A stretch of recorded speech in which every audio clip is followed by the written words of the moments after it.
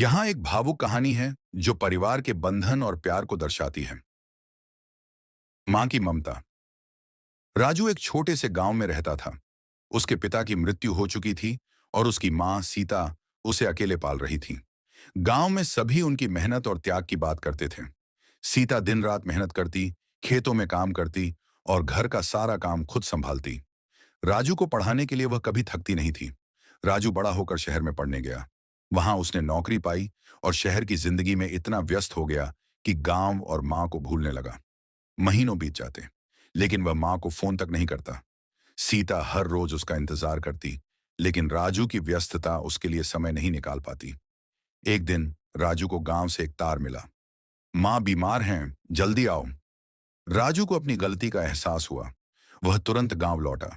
जब वह घर पहुंचा तो माँ बिस्तर पर पड़ी थी। उसका चेहरा पीला पड़ गया था, लेकिन जैसे ही उसने राजू को देखा, उसकी आंखों में चमक आ गई। माँ, मैं आ गया, राजू ने कहा, आंखों में आंसू लिए। सीता ने धीरे से उसका हाथ पकड़ा और बोली, बेटा, मैं तो ठीक हूं। तुम्हें परेशान नहीं करना चाहती थी, लेकिन तुम्हारी याद बहुत सताती थी। राजू ने माँ के पैर छुए और कहा, माँ, मुझे माफ कर दो।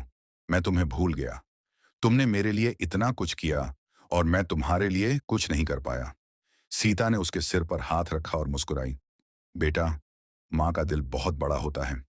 वह कभी नाराज नहीं होती। बस तुम खुश रहो, यही मेरी चाहत है। उस दिन राजू ने वादा किया कि वह अब कभी माँ को अकेला नहीं छोड़ेगा।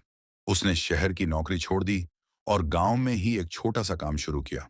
अब वह हर रोज माँ के साथ बैठता, उसके हाथ का बना खाना खाता और उसकी कहानियां सुनता। सीता की ममता और त्याग ने राजू को सिखाया कि परिवार ही सबसे बड़ा खजाना है और जब तक माँ है, जिंदगी में कभी अंधेरा नहीं हो सकता। यह कहानी माँ के बलिदान और बच्चों के कर्तव्य की याद दिलाती है। अगर आपको और कहानियां चाहिए तो बताइए।